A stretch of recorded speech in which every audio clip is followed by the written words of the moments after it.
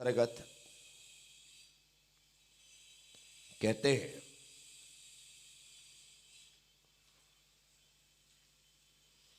स्वयं अपने और साधार्मिक जन के उपकार करने की इच्छा करने वाले ज्ञानी मुनिराजों को परिश्रम का विचार न करके सदा ज्ञान का दान करना चाहिए अथवा उन्हें अपने इतर कृत्य की चिंता न करते हुए आलस को छोड़कर स्वयं ही उस ज्ञान का दान करना चाहिए। स्वयं अपने और साधार्मिक जन के उपकार करने की इच्छा रखने वाले, अपना और अपने साधर्मी का उपकार करने की इच्छा आपके मन में है तो क्या करो? ज्ञानी मुनिराजों को परिश्रम का विचार ना करके कि भाई बहुत मेहनत हो रही है, बहुत परिश्रम हो रहा है, बस नहीं हो, परिश्रम का विचार ना करके सदा ज्ञान का दान करना चाहिए।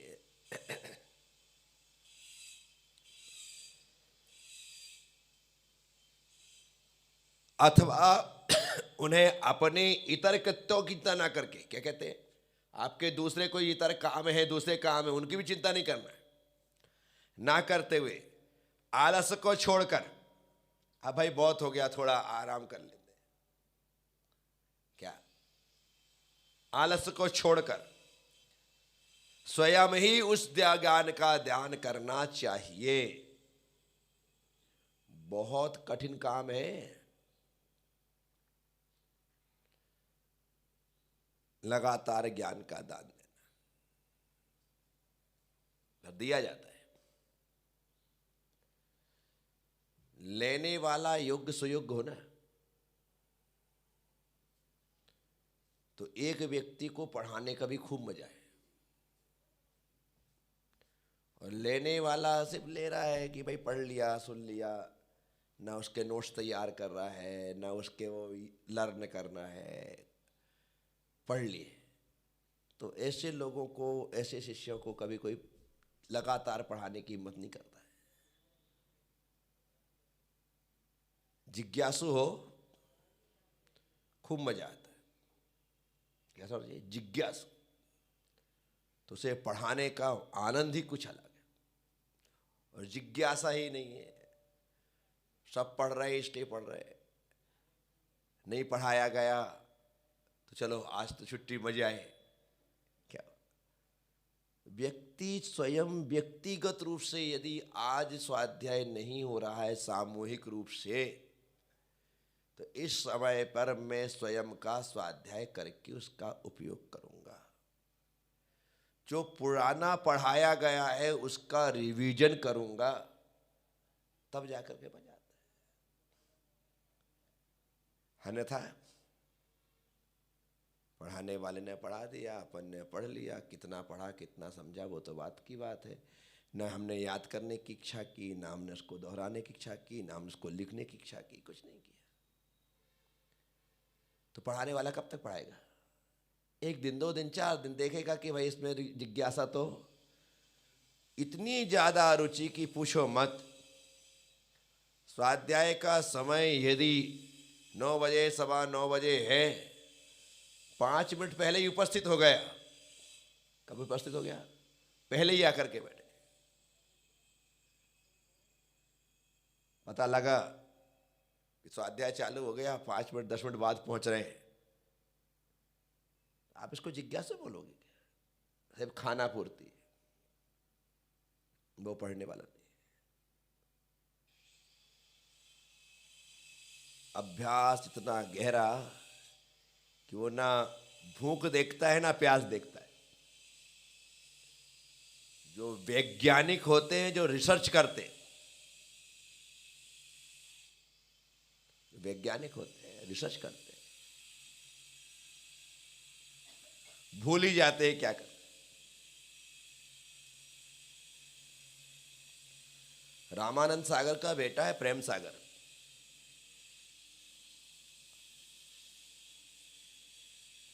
जब 1966 में रामानंद जी के मन में विचार आया मुझे रामायण महाभारत और महाशक्ति दुर्गा, इन पर काम करना चाहिए बनाने। इस बनाने के साथ उन्होंने सबसे पहले विक्रम बेताल बनाया। क्या बनाया? उस जमाने के सीरियल है ये, तो उनका संस्मरण में सुना रहा हूँ, महत्वपूर्ण बात बता रहा हूँ कि विक्रम बेताल उन्होंने बनाया। बड़ा सक्सेस रहा है विक्रम बेताल, अपने टाइम का शानदार धारावाहिक था। तब जब ये बात आई कि रामायण बनाना है, तो रामायण बनाना है तो उसमें तो बहुत कुछ दिखाना पड़ेगा। उस समय इतने साधन नहीं थे, इतना इलेक्ट्रॉनिक मीडिया इतना आगे नहीं था, ऐसे कैमरे नहीं थे, ऐसे वो नहीं थे। तो प्रेम सागर ने अपने पिताजी से कहा कि पिताजी मुझे एक लेजर प्रोजेक्टर दिवा दो। क्या? लेजर प्रोजेक्टर दिवा दो, मैं बराबर तरीके से जो बाण छूटते हैं उनको तैयार करूं। पिताजी को थोड़ा मजा वो लगा, पर रामानंद सागर ने कहा बच्चा बोल रहा है, चल ये ले जो प्रोजेक्टर और ये पकड़ कैमरा, तुझे क्या करना देख। आने मजा आके होगी, क्या करेगा देखता हूं। प्रेम सागर कमरे में बंद है, लगातार उसने 6 दिन, कितने दिन?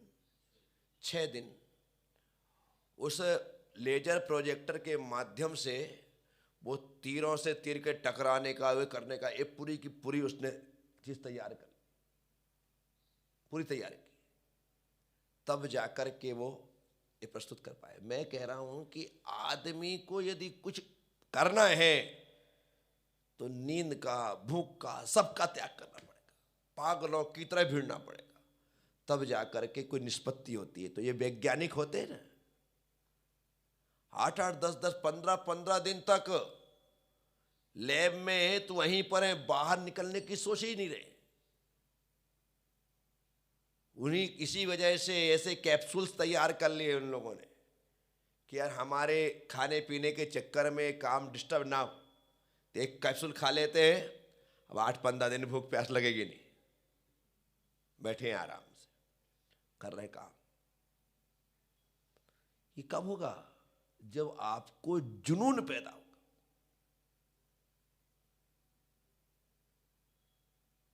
तब जाकर के उपलब्धि होती है।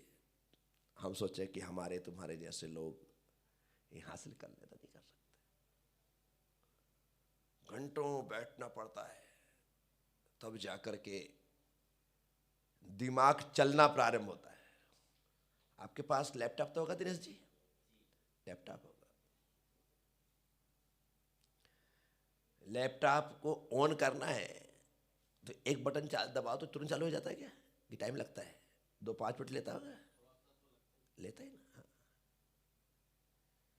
वो लैपटॉप जिसमें दुनिया की सारी चीजें भरी हुई है। अरे अब लैपटॉप तो बहुत चीज, आपका मोबाइल है हसमुख भाई, इसको बंद करो ना, ऑफ कर दो, ऑफ करने के बाद चालू करो तो कम से कम 1-2 मिनट वो लेता है, उसके बाद वह चालू होता है। तुम सोचते हो ये दिमाग फटाफट चालू हो जाए, और इसको पहले शांति से बिल्कुल बैठाना पड़ेगा, तब जाकर वो दिमाग काम करना प्रारंभ करता है। ऐसे थोड़ी काम करने लगे, ऐसे भी स्टार्ट करना है 24 घंटे चालू थोड़ी। इतनी आपाधापी में, इतनी उलझनों में उलझ जाता है। तुम सोचो कि मैं बैठ कर के कुछ लर्न कर लूँ, तुम सोचो कि मैं कुछ नई चीज़ ईजाद कर लूँ, तुम सोचो कि मैं कोई अच्छा सा काम कर लूँ, मेरे दिमाग में भी कोई अच्छी ऐसी बात आ जाए जो कि दुनिया का है वाह वाह वाह। नहीं नहीं नहीं, ऐसा थोड़ी होता। उसके लिए आपको टाइम देना पड़ेगा, दिमाग को एकदम शांति, इसलिए बोलते ठंडे दिमाग से सोचो। क्या बोलते हैं, क्या कहते हैं? ये जो भागम भाग दौड़ धूप आपाधापी, ये सब गर्म दिमाग वाला काम है। इस दिमाग का ठंडा होना जरूरी है। गाड़ी भी चलती है ना, तो लगातार नहीं चला सकते आप उसको। थोड़ी दूर जाकर के 200-400 किलोमीटर पर आपको विश्राम, क्योंकि इंजन गर्म हो जाता है, इंजन गर्म हो जाता है। मैंने कई बार ड्राइवरों को रुक करके गाड़ी का मडगार्ड खोल करके उसके भीतर पानी डाल करते हुए देखा है। क्या देखा है? पानी डालते। क्यों? गाड़ी इतनी गर्म हो चुकी, इंजन इतना गर्म हो चुका, उसका ठंडा होना। और हमारा ये इंजन तो 24 घंटे गर्म रहता है। इसको ठंडा कौन करे? इसका ठंडा होना बहुत जरूरी है, इसको ठंडा करना पड़ेगा, तब जाकर के काम बनते हैं।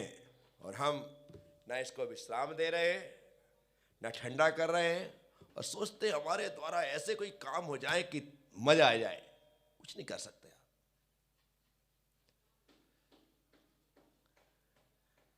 आप आए दिन जाते हो ना यहाँ बाहर मीटिंग के लिए, बड़ी बड़ी कंपनियों के पास, बड़े बड़े लोगों के पास जाते हैं। आपको यहां से कानपुर जाना है, परसों की आपने मीटिंग डिसाइड की है, परसों आपको दोपहर में 1:30 बजे मिलना है एमडी से, और बिल्कुल फिक्स है सब कुछ। अब आपके दिमाग में आज से फिक्स हो गया है कि परसों 1:30 बजे मीटिंग है। क्या हो गया फिक्स? परसों 1:30 बजे मीटिंग है। चलो भाई, अब आपको क्या बात करनी है? आपने लिखा पढ़ी तो की ही, ये दिमाग में लगातार चल रहा है। ठीक है, जब तक आप उस एमडी से मिलोगे नहीं तब तक भीतर चल रहा है, मुझे शुरुआत कैसे करनी, सबसे पहले क्या बोलना है, उसके बाद पॉइंट टू पॉइंट रख करके सामने लिख करके फाइल बना करके आप लेकर के जा रहे हैं, और एक एक पेज पलटाते हुए आप पूरी बात कर रहे हैं। तब भी गलती हो जाती है,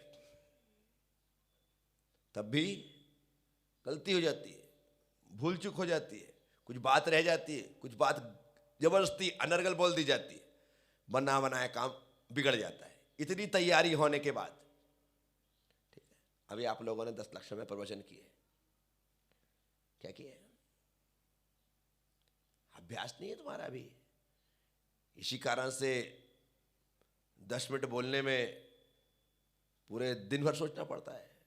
यदि तुम्हारा नंबर तीसरे दिन आने वाला है तो आज से लेकर के तीसरे दिन तक उत्तम क्षमा मार्दव को हटाओ एक तरफ, अपना तो आर्जव है भाई, उस पे पूरा दिमाग लगा हुआ है, नोट्स बने हैं, बराबर लिखा है आपने, कहाँ क्या बोलना है ये ध्यान में आपने रख रखा है। वहां पर बैठ गए, मंगलाचरण चारू, पब्लिक पे भी आंख जाती है, लेखक पे भी आंख जाती है, बराबर कुछ न जाए, और उसमें भी 2-4 बातें रह जाती, और ये वाली बात तो दिखी नहीं मुझे। बोलो, ये अभी आपका तात्कालिक अनुभव है, अभी अभी का नहीं होता है, ऐसा होता है।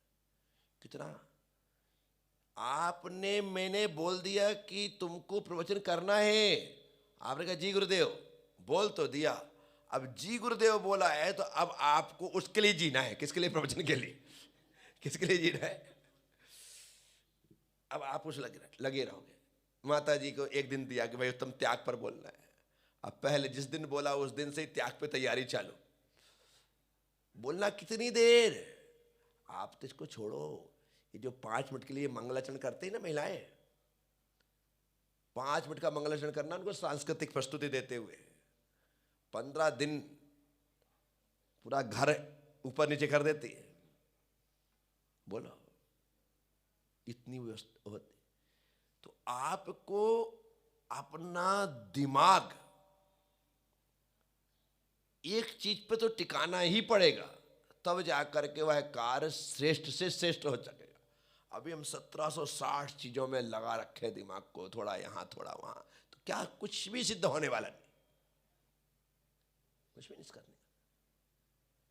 दिमाग तो एक तरफ ही लगाना पड़े। तो कोई भी चीज है, हम सोचें ये फटाफट काम करना प्रारंभ कर दे, टाइम लगता है,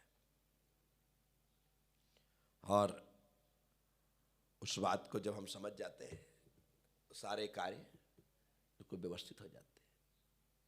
तो यहां पर आचार्य कह रहे हैं, आलस्य का त्याग करके ज्ञान दान देना चाहिए, परंतु यहाँ पर यह भी बात हमें लगा लेना चाहिए कि आलस्य का त्याग करके हमें ज्ञान दान लेना चाहिए। बैठे बैठे तुम सोते रहो और आप मुझसे कहो कि आप सुनाते रहो, तो मेरा दिमाग खराब है क्या? है मेरा दिमाग खराब है, ये बात को समझना पड़ेगा। तो आलस्य का त्याग देने वाले को और लेने वाले को, और लेने वाला यदि जो लेने वाला है वो आलस छोड़ दे, देख रहे जिनकी घर दुकान एक होती, उदाहरण दे रहा हूं मैं आपको, जिनके घर दुकान, नीचे दुकान ऊपर घर, आगे दुकान पीछे घर, जिनके घर दुकान एक से एक ही होती, उनके यहाँ कोई ग्राहक रात को 12 बजे भी आए ना तो वो दुकान खोल के माल दे देता है। क्यों? लेने वाला जब आलस छोड़ रहा है तो मैं क्यों नहीं छोड़ूं? मैं क्यों ना छोड़ूं? तो मैं भी उठ करके, मुझे व्यक्तिगत रूप से अनुभव है, मुझे व्यापार आदि करने का बड़ा बचपन से शौक था, तो छोटी दुकान लगाता था मैं खुद की। हमारे घर में गाय लगाने के लिए जीवन दादा करके आते थे। अब वो आए सुबह 5 बजे गाय लगाने, और गाय लगाने के साथ ही गुड्डू सेठ, अब सेठ बोलते थे अपने को, गुड्डू सेठ बीड़ी दे दे। अब उसकी आवाज से मेरी नींद खुले, मैं उसको 5 पैसे की 2 बीड़ी देने के लिए उठ करके आता था। क्या? 5 पैसे की 2 बीड़ी उसे देता था। अरे बोहनी कर रहा भाई, सुबह सुबह उठा करके, इससे बड़ी बात क्या है, 5 पैसे को माथे पे लगाओ रख दो, आज गल्ला अच्छा आएगा, ऐसी भावना है। तो मैं कह रहा हूं लेने वाला या आलस छोड़े तो देने वाले का आलस छूट जाता है, मना ही नहीं है, ले लो भाई।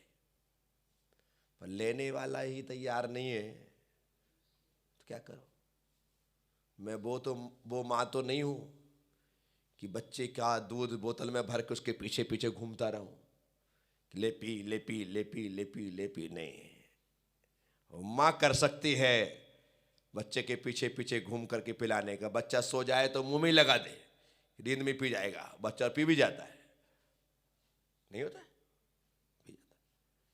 लेकिन ऐसा सिर्फ माँ कर सकती है, गुरु नहीं कर सकता कि वो तुम्हारे पीछे पीछे भागे पढ़ाने के लिए। तुम्हें गुरु के पीछे पीछे भागना पड़ेगा पाने के लिए, तब मिलेगा, अन्यथा इम्पॉसिबल, संभव ही नहीं। आचार्य महाराज यहां पर कह रहे हैं कि आलस छोड़ करके ज्ञान दान देना चाहिए।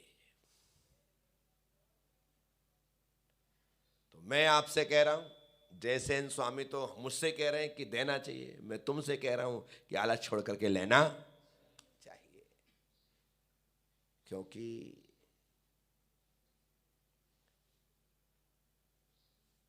मुश्किल से देने वाला मिलता है।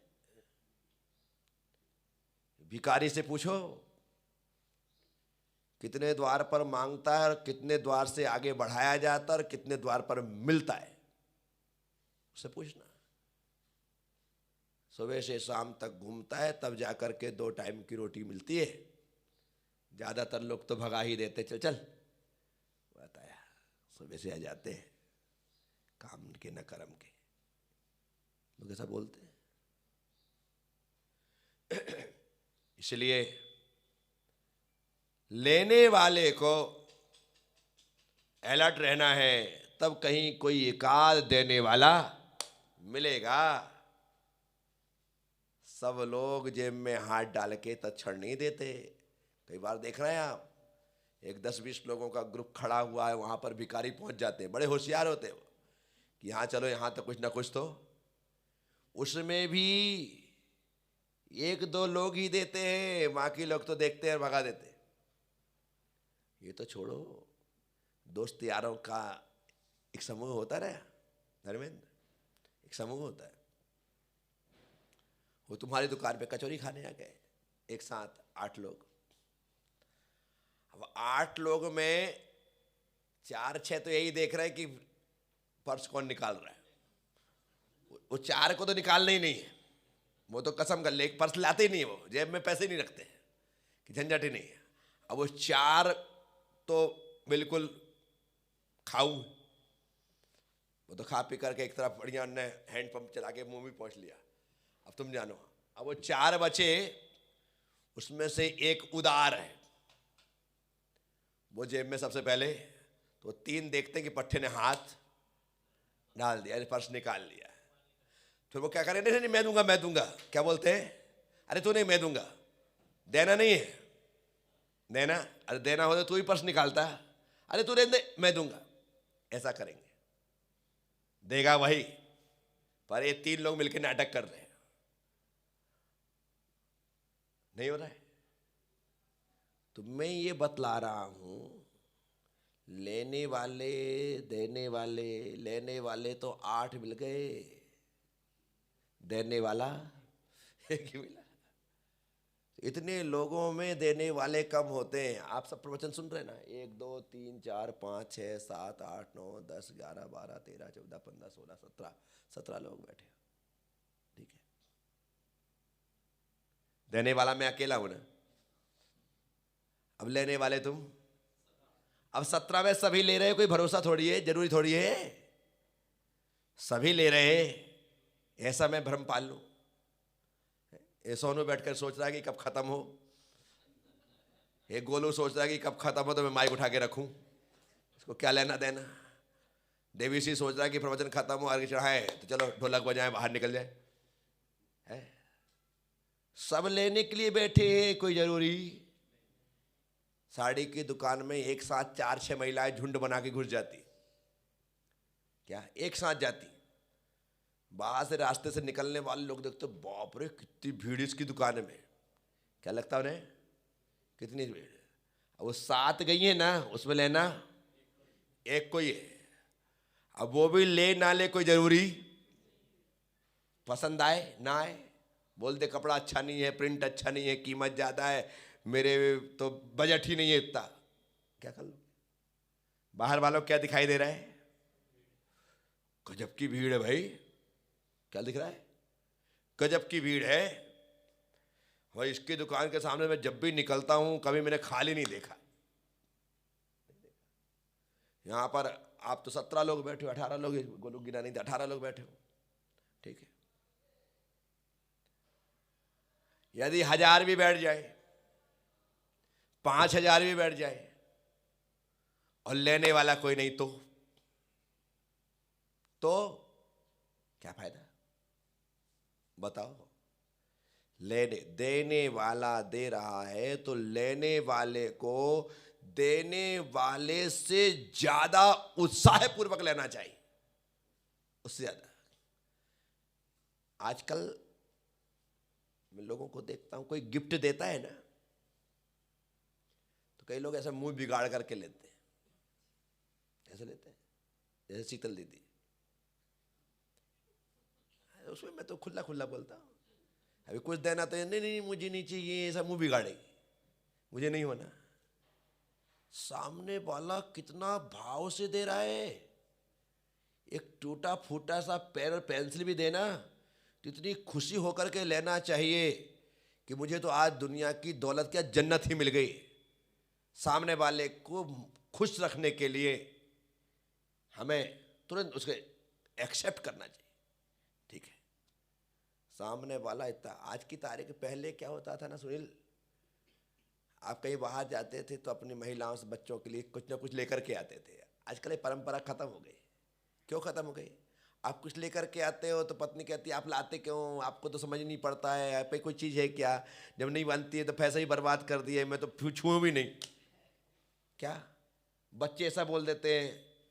तो आज हमारे पिताजी कुछ लेकर के, भैया तुझे जो लाना है ये कार्ड है, ये पैसे है, तू जा तेरा काम जान, एक तो लेकर के आओ और सुनो। कौन चाहेगा?